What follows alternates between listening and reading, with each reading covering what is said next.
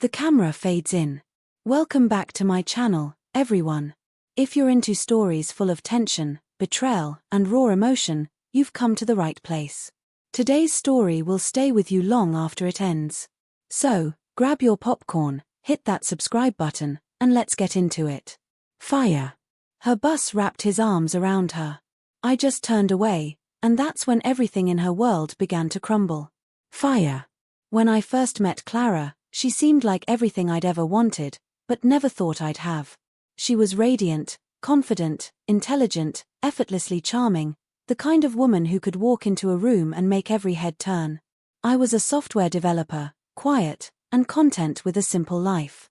She worked as a marketing manager, always surrounded by people, energy, and excitement. We met at a networking event in New York, exchanged numbers, and 2 years later, we were married. For a while, life felt like a dream. Then came the night that changed everything. It was a Friday. Clara told me she'd be staying late to Finale Eyes, a big presentation for her company's regional director, Daniel. I didn't think twice. She'd mentioned Daniel often, always describing him as a mentor, someone who'd helped her career. But that night, something felt off. Maybe it was how she avoided my eyes before leaving. Maybe it was how she dressed, a little too polished for a long night at the office. I tried to brush it off, but the unease wouldn't go away. Around 10 o'clock, I sent her a quick text. Still working. No reply. 30 minutes passed. Then an hour.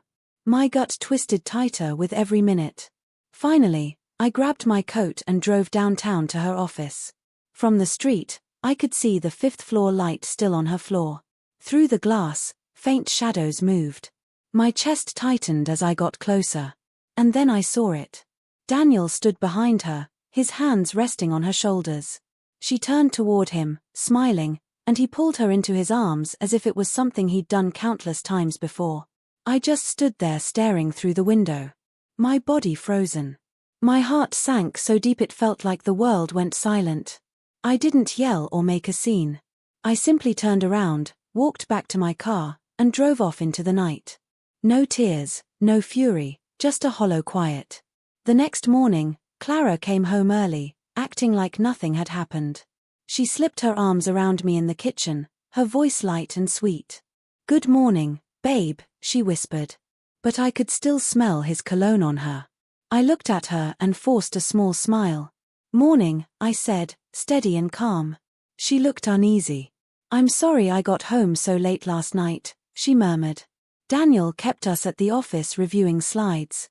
"Yeah," I said, taking a sip of my coffee. "I saw that." Her expression froze. "What do you mean you saw that I mean?" I said, setting the cup down carefully.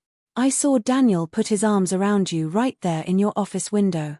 Her lips trembled. "It's not what it looked like." "Then tell me," I cut in. "What does that kind of hug mean between a married woman and her boss, especially at 11 at night?" Tears gathered in her eyes. "He was just comforting me." I was overwhelmed. I laughed bitterly. "Comforting you? Clara, I saw your hand on his chest. You weren't pushing him away. You were pulling him closer." She broke down then, sobbing, trying to grab my hand. "Please, just let me explain." I stepped back. "You don't have to. You already did last night." Then I did something she didn't expect. I walked away. No shouting, no slammed doors, just quiet footsteps that sounded like thunder in her chest. For a week, I said nothing. Stayed in a hotel, ignored her calls, started packing my things. 2 weeks later, my lawyer sent over the divorce papers. But life has its own sense of justice. About a month later, I got a message from one of her co-workers. "Hey, thought you should know Daniel got fired. HR found out he was sleeping with 2 employees, including Clara. His wife's divorcing him." That's how her world came crashing down. The man she threw everything away for ended up leaving her, too. She tried reaching out again. Emails, voicemails, letters, but I never answered. She lost her job, her reputation, and all the comfort she once said I couldn't give her. 6 months later, I saw her by chance in a downtown cafe. She looked different, thinner, worn out, her eyes dull and tired. She tried to smile. You look good, she whispered. I nodded. I am. TZ shimmered in her eyes. I made a mistake. No, I said quietly, standing to leave. You made a choice. And I walked away again. But this time, it didn't hurt. This time it felt like peace.